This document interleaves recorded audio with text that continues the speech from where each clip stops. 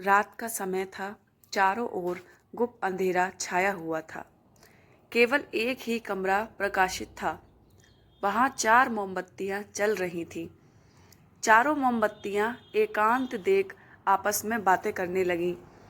पहली मोमबत्ती बोली, मैं शांति हूँ। जब मैं इस दुनिया को देखती हूँ तो बहुत दुखी होती हूँ। चारों ओर आपाधापी, लूट खसोट और हिंसा का बोलबाला है। ऐसे में यहाँ रहना बहुत मुश्किल है।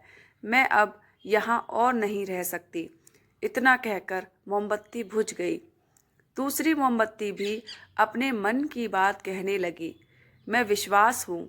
मुझे लगता है कि झूठ, धोखा, फरेब, बेईमानी मेरा वजूद खत्म करते जा रहे हैं। ये जगह अब मेरे लायक नहीं रही। मैं भी जा रही हूँ। इतना कहकर दूसरी मोमबत्ती भी बुझ गई। तीसरी मोमबत्ती भी दुखी थी। वह बोली, मैं प्रेम हूँ। मैं हर किसी के लिए हर पल जल सकती हूँ, लेकिन अब किसी के पास मेरे लिए वक्त नहीं बचा। स्वार्थ और नफरत का भाव मेरा स्थान लेता जा रहा है। लोगों के मन में अपनों के प्रति भी प्रेम भावना नहीं बची। अब ये सहना मेरे बस की बात नहीं। मेरे लिए जाना ही ठीक होगा। ये कहकर तीसरी मोमबत्ती भी बुझ गई। तीसरी बत्ती बुझी ही थी कि कमरे में एक बालक ने प्रवेश किया। मोमबत्तियों को बुझा हुआ देख उसे बहुत दुख हुआ। उसकी आंखों से आंसू बहने लगे। दुखी मन से वो बोला, इस तरह बीच में ही मेरे जीवन में अंधेरा कर कैसे जा सकती हो तुम? तुम्हें तो अंत तक पूरा जलना था, लेकिन तुमने मेरा साथ छोड़ दिया। अब मैं क्या करूँगा? बालक की बात सुन चौथी मोमबत्ती बोली, घबराओ नहीं बालक, मैं आशा हूँ और मैं तुम्हारे साथ हूँ।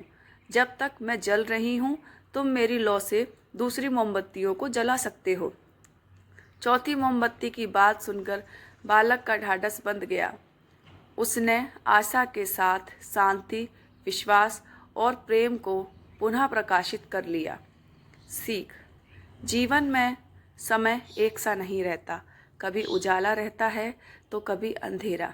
जब जीवन में अंधकार आए, मन अशांत हो जाए, विश्वास डगमगाने लगे और दुनिया पराई लगने लगे, तब आशा का दीपक जला लेना।